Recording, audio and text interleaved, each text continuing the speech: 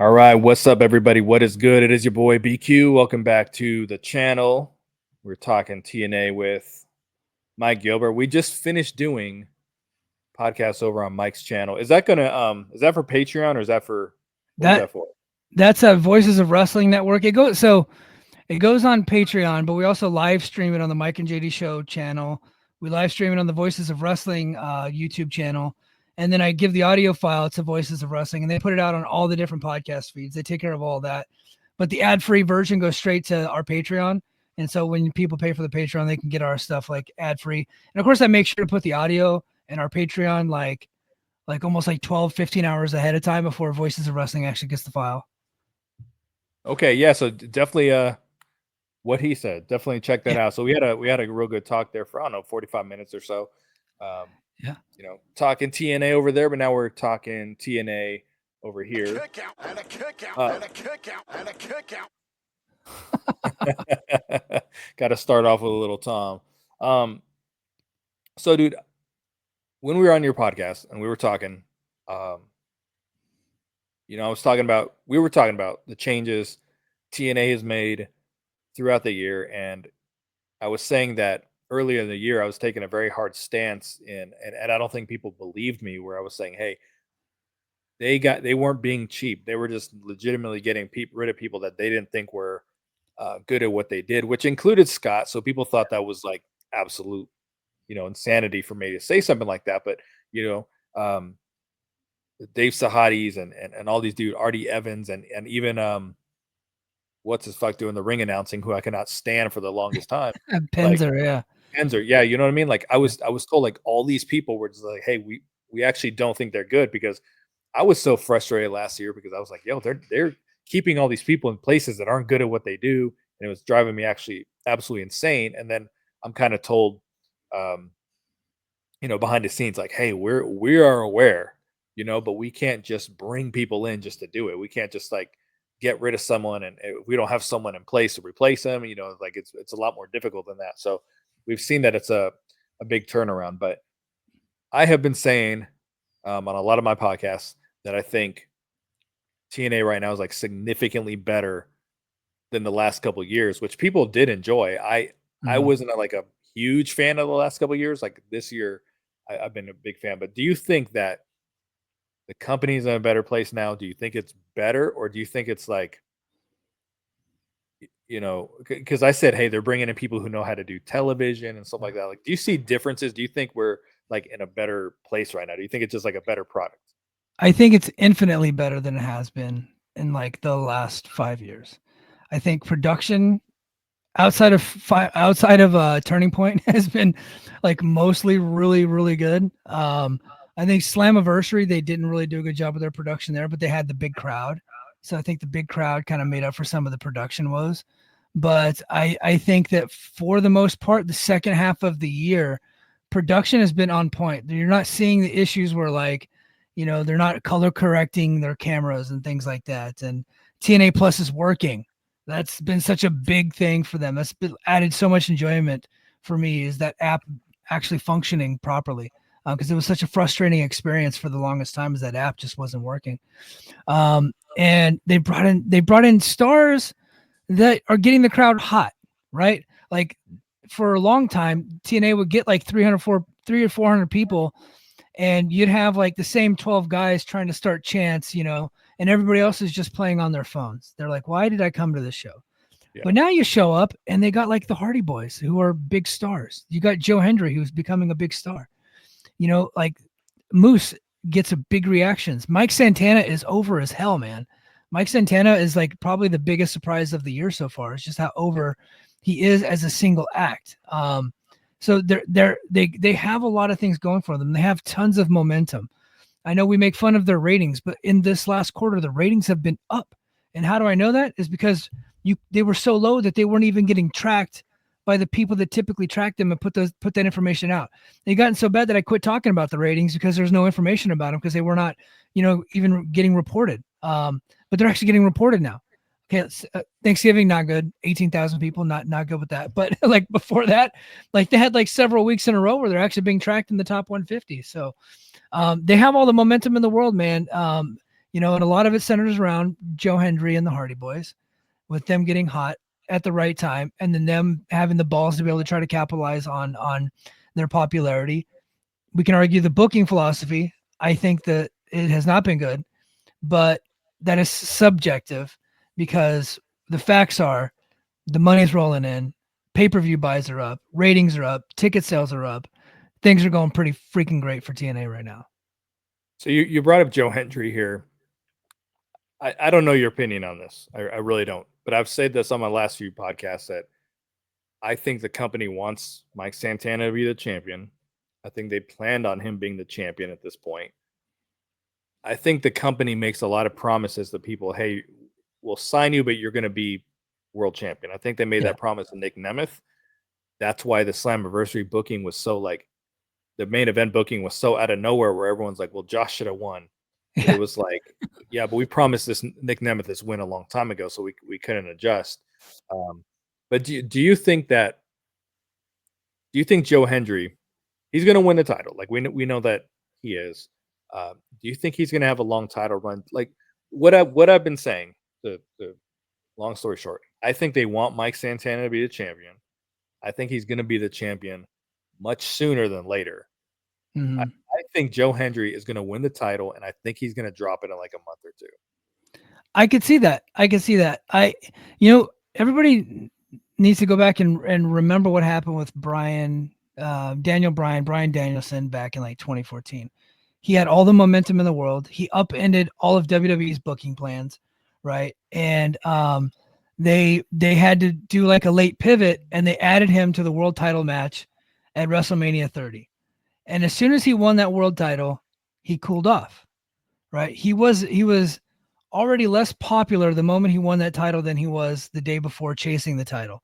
It just there was an immediate drop off there. He's still one of the greatest wrestlers that ever lived, but in that moment, his popularity actually declined. And like the follow up, now the booking after that wasn't great. They actually booked him against Kane, and the whole thing was a mess. He ends up getting hurt. He takes off a bunch of time. It was like a whole mess. But I think TNA is worried that if they end the chase, the story's over, and they have nothing to follow up with it. They have no heels lined up.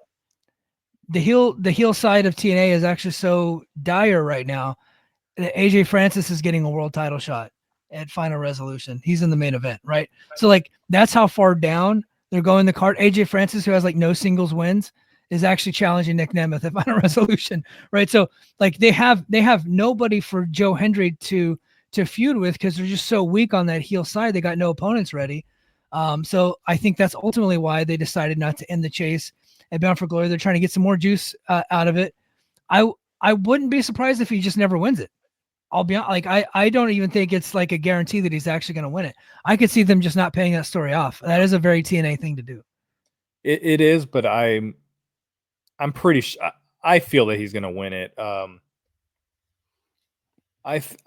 mean, based on off my conversations, I believe that they are trying to ride the Joe Hendry chase out as long as possible, because they're seeing a return from it. Yeah. As far as attendance and interest in the company. And so that's kind of what I'm under the impression that they're saying, hey, we can ride this out a little bit longer. But I do think he's going to win it. I just don't think Brian Danielson's a great example, because at one point Brian Danielson won the title and lost it about 10 seconds later to Money in the Bank guy. Yeah. He was a heel. That was like 2 years prior. He lost it to Sheamus in 10 seconds. But that was the catalyst of everybody really getting behind Brian Danielson.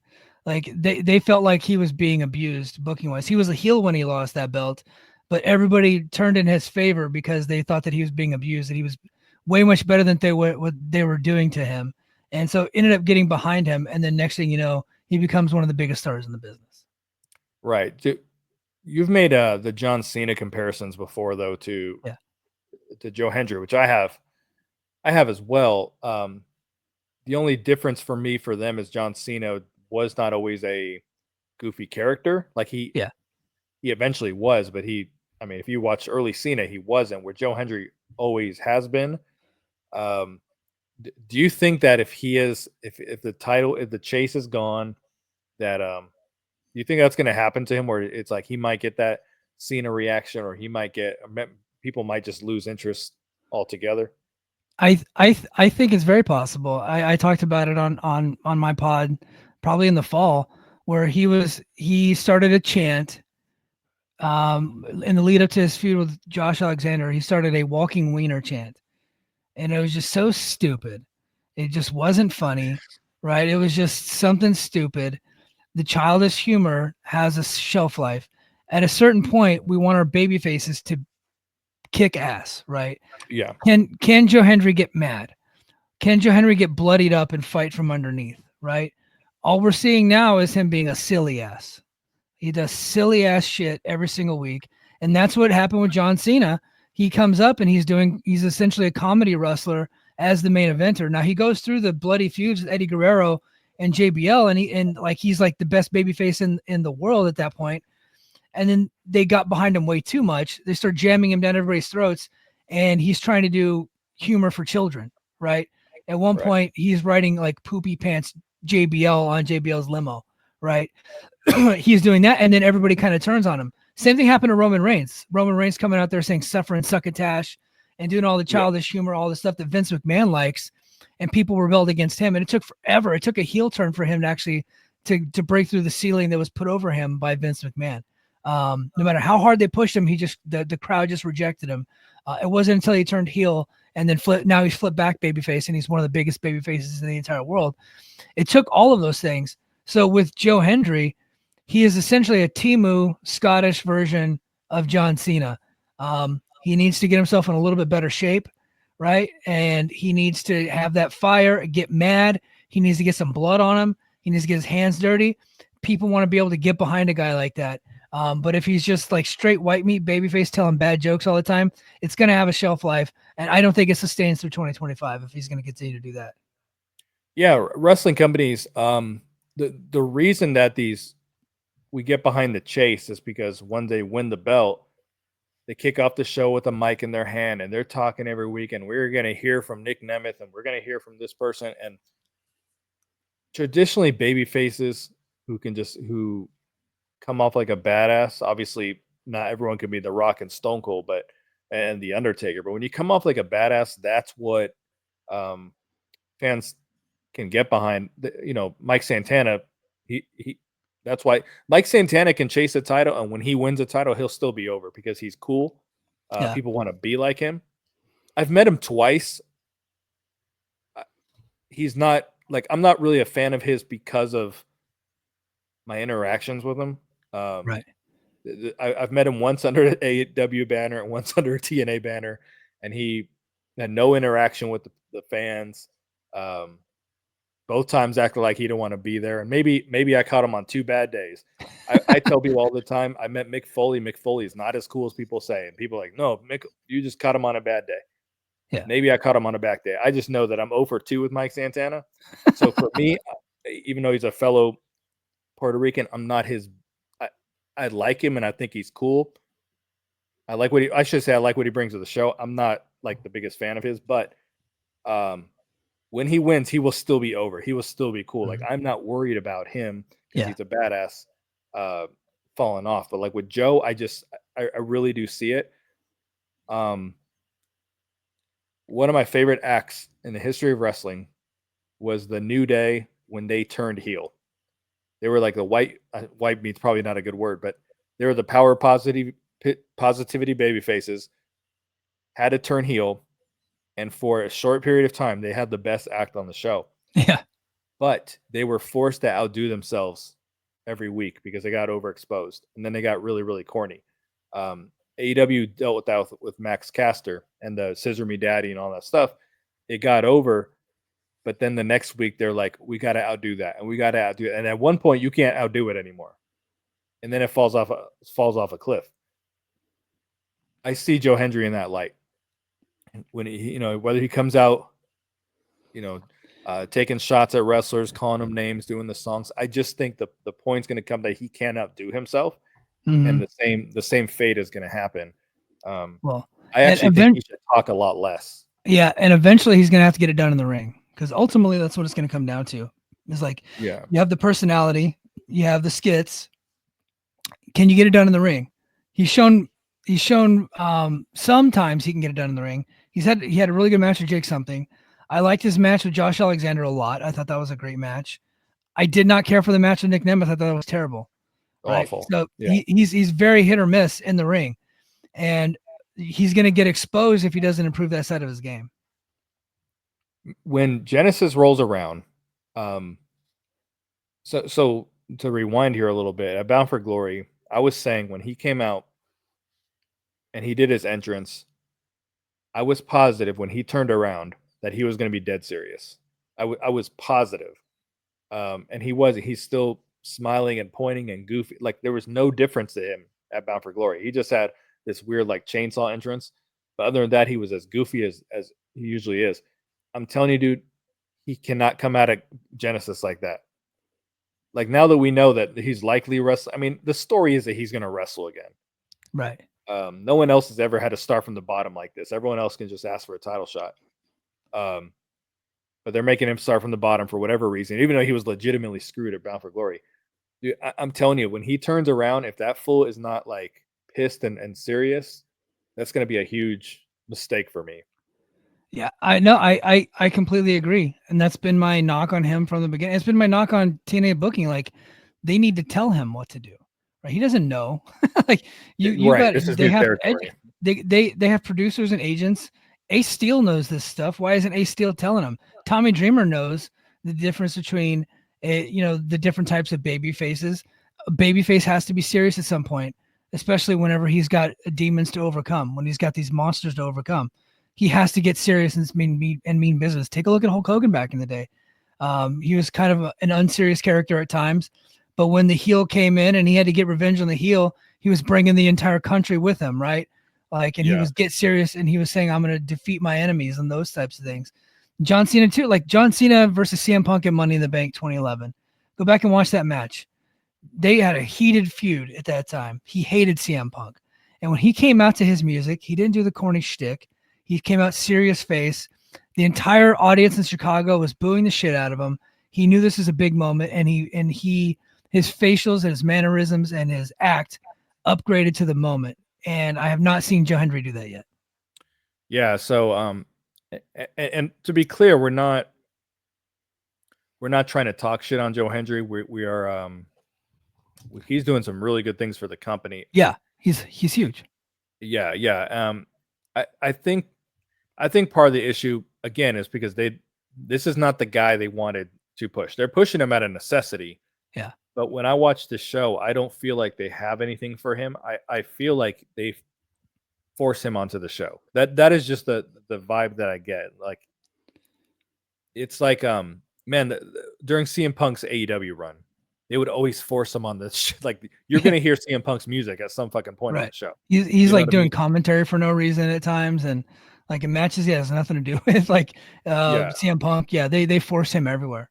Yeah. So I get that with Joe Hendry. Like I'm watching the matches and I'm like, I don't feel like creatively they have a great vision for what they want from him. I feel like, Turning Point is a great example. Let's kick off the show. Let's play Joe Hendry's music. Like, it was just so like we're forcing him on you guys. He's popular, so we're gonna. So I'm a little worried because what I always said is that he got popular, but it was not the booking. It was not TNA that did it. It was something completely disconnected from wrestling that did. It was a total organic thing, and it became a movement. And instead of capitalizing on it at Bound for Glory, they decided to take the risk of it cooling off before the peak, right? Or missing the peak. You know what I mean? Like cooling off after the peak was already over, which the peak was. I would say the peak was Bound for Glory, but like Turning Point, he was still huge. Fayetteville tapings, like Lucha was there. He said by far, it was like Hardy Boys and Joe Hendry by far, like more over than anybody else on the show. So the guy still got some juice. Yeah. So they might be able to get this thing done. He's got the number one contender match coming up at Final Resolution. So we'll see how that goes. I if I were a betting man, like it wouldn't shock me that they just never put the title on him.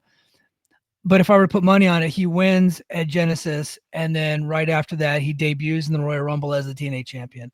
And then that's how they get him to get back over again. Because, he has lost some momentum in the mainstream, but it has not reflected on ticket sales yet because people are like, oh, Joe Hendry's in town, let's go see him. Yeah. The issue is Nick Nemeth is also corny. Yeah.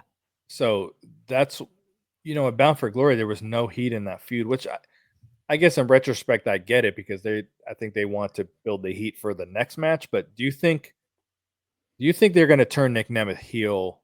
Do you think they're going that direction? Because I felt like they were for a while, and now I'm not so sure. But Ryan Nemeth is going that direction. So yeah, right. Ryan Nemeth is already a heel. If Mike's booking it, Joe Hendry, I don't have Nemeth versus AJ Francis in the main event. I don't think that's a main event match, right? I think the crowd will turn on that. I have the Joe Hendry number 1 contender match as the main event. Joe Hendry wins it, and then afterwards, the Nemeth brothers and JBL attack him, and then there's your heat, right? Like we've been in cahoots this whole time. That's the heat. Like this whole thing was, we're trying to keep the title away from you, but you just won't die. So now we're out in the open. We're going to tell you what's coming, right? And then I go into Texas in the main event, like where we know that JBL and Ryan Nemeth are in Nick Nemeth's corner, and Joe Hendry has to come in, and then maybe he needs somebody to have in his corner, somebody like another star in his corner, like a new signing or something like that, or a legend, something like that. And then that's where they crown Joe Hendry in Texas, and then a week later he goes to the Royal Rumble. Yeah, I think that is. I think the match has to have heat though. Like it can't be this one where they're tagging the week before and they're doing each other's moves and. Yeah, well, it's the same story they've told 1,000 times, and it never gets over. It never works. I think we need to get to blood feud territory if you're going to get anybody to care about this match again. I totally agree with you on that. But as I said, I do think they want Mike Santana to be champion. He keeps talking about the championship. He's very featured in the show. I mean, they have a video package for him every single week.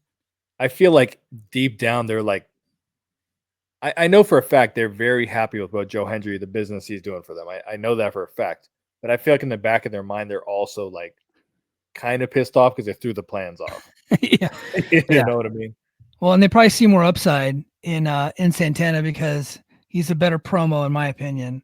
And there's more depth to his character, and he's better in the ring. And so and then they got that big show, Slammiversary, in the UBS Arena in New York, and Santana's a New York City guy. I think there's a good story to tell. So like you said, I could see Joe Hendry winning the title, getting the crowning moment, taking it into Royal Rumble, and then at like Rebellion in LA, losing it to a heel, like dropping it like a quarter later, like 3 months later at Rebellion, maybe even flipping it back to Nick Nemeth. I could see that. And then Nemeth versus Santana at UBS Arena in New York. That would be totally reasonable. I only see Nick Nemeth losing like one more time because he's lost twice in TNA. Moose pinned him, but of course they had his shoulder was up. Yeah. And then Eddie Edwards cheated and pinned him. Like I don't think that dude's taken not one but one more loss in TNA, and I don't think he's like, dude, I'm losing 4 times in TNA. I don't see that. Like I think he's gonna be in Laredo Kid territory where he like loses the title and never challenges for it again. No, I joke about Laredo Kid, but Mustafa Ali is a great example. Like they TNA has this like history they have for years of keeping the title on someone, and then their final match is them dropping the title, and then we never see him again. Yeah, but I with Mustafa Ali, he is working the West Side Gun show in Atlanta. That's the night before Final Resolution, so he's going to be in Atlanta. They've never removed him from the roster page. I happen to think there's a possibility that he comes back. I think that he left hoping that he would get an AEW deal. He was actually in the crowd when AEW was in Chicago, like weren't like in his whole gimmick, and I just don't think they're interested. I think he comes back. I think so too, and he was doing really, really good work. So I'm kind of hoping. And I'm going to transition to your thoughts here on the X division because we were talking in the Brace for Impact chat today, and I haven't reviewed Turning Point yet. I'm behind. The holiday really threw a wrench in my week, but I did not enjoy his match with Laredo Kid. I'm sure you did. I think you did. I listened to your review, but I don't quite remember what you said. I did, but however, I understand why you didn't. I get the psychology reason why you didn't like it. As a match, to me, just as a match, standalone outside of the TNA universe, as a match between the two guys, I thought was very good. Yeah. I also agree that Moose should be kicking some of these little guys' asses, but Moose is trying. The storyline with Moose is he's proving that he can do X Division stuff, and so that's why I thought that it worked. But your opinion, I feel, is very valid, and I respect, and I completely understand where you're coming from. Yeah, I just feel like you have to establish him as the. I compared him to Bobby Lashley. What I said in the Brace for Impact chat, I said he wasn't selling for Mandrews, 2 weeks after winning the title. Like, Yeah, the story with him was just like, I'm gonna whip everyone's ass. I don't know who the hell's gonna beat me. Moose is like, I'm gonna compete. I'm gonna be on your level. And it's like, if you go 10 minutes with the Laredo Kid, like, how am I supposed to believe that you're gonna be the world champion again one day? Like, if you can't, if it's you're struggling to beat Laredo Kid, wrestles Kushida in the tapings, like, you're struggling to beat these guys who don't win. I don't know. Like, I feel like he should. I'm actually excited for him as the X Division champion because he's more of a storyline wrestler. yeah. So the X Division guys can only benefit from that because historically X Division guys have no story; they're just wrestling. Yeah. But Well, and then I guess, him selling for those guys actually makes them look better. And then he's actually looking good because he's having these really good matches, which I think people think that he can't have. He can have those. He has not because it has not fit the story. I think the story now is that he can have these good matches in a weird way, which kind of breaks the fourth wall. But I think it's going to work with Moose. Moose is a very well-rounded performer. Nobody gives him enough credit. He can be a chicken shit. He can be a badass. He can be a goof, a comedy wrestler. And then now we're saying that he can be your slap the thigh, kick out of everything, big moves off the top rope. He took a Spanish fly from Laredo Kid. Totally ridiculous, but he took the Spanish fly from Laredo Kid, and yeah, and it got the crowd going. Like, everybody went crazy. Like, he can have those matches. I think that his X Division run is going to be really fun. And I think it's going to be a good way to set up Leon Slater as like this next marquee X Division performer. Leon Slater is their Will Ospreay. When Will Ospreay was at that same age, I really think I see that in him. I see Kyle Fletcher in him. I see like those two guys specifically. I think he's that guy that can really carry the division going forward. And Moose is the great heel, the dragon you have to slay to get to that next level. You just have to do it in the X Division style. man, I get all that. I just think he should be whooping ass damn near until he gets to Leon Slater. Well, like, and that's what Samoa Joe did, right? He held the title for a year, beating everybody, and that's probably the way to go. But we've seen Moose be the dominant guy. We've seen him be a chicken shit. We've seen him be everything, and now we're just seeing him as like a good wrestler. yeah, I mean, I get it, but I mean, I've been saying on my podcast, everyone's gimmick now is I'm the best wrestler in the world, and I'm one of the. I mean, watching Turning Point, what the fuck? I don't know why his name is escaping me. Not a Hannafin, but Ray Wall. I mean, he must have 10 times. So one of the best professional wrestlers in the world. Like, that's everyone's gimmick now.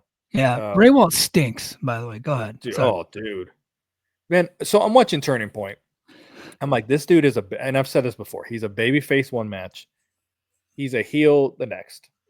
And actually, when they were talking about Chris Bay, and it was a very somber moment, but they were talking about raising money. I was like, man, if this were like the 80s and Gorilla Monsoon sitting here like, hey, we're raising money, dude, Bobby the Brain Heenan would have fuck him without cursing. You know what I mean? Like, yeah, he would have been like, Bay's not hurt. He's just stealing money. Like, he would have said something like that.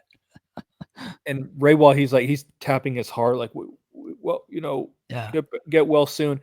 And then 15 seconds later was fake talking shit to Hannafin, like, oh, you're such a nerd. I mean, I'm just like, dude, this guy is like all over the place, man. Yeah, I really wish they could upgrade that position.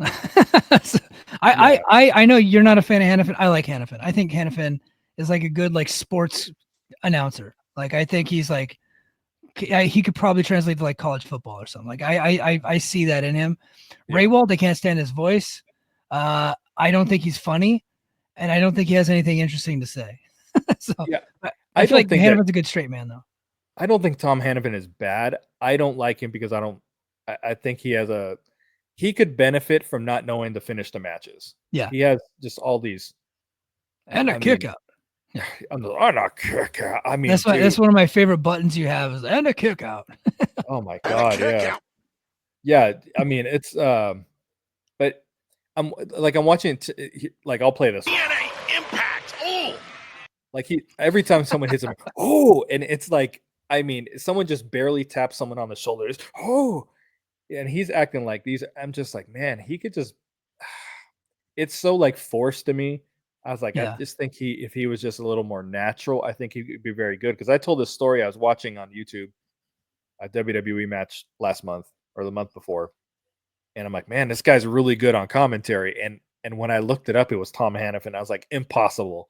I was like, this is no way because he didn't set the terminology wasn't the same, the voice wasn't the same. Like he was broadcasting in his normal voice, and it was really natural. And like I compare that to now, and I'm like, he sounds so scripted. Um, I don't know, but I don't think he's bad. He just annoys me. But Ray Yeah. Wall is like bad. Yeah, Ray Walton is like objectively not good.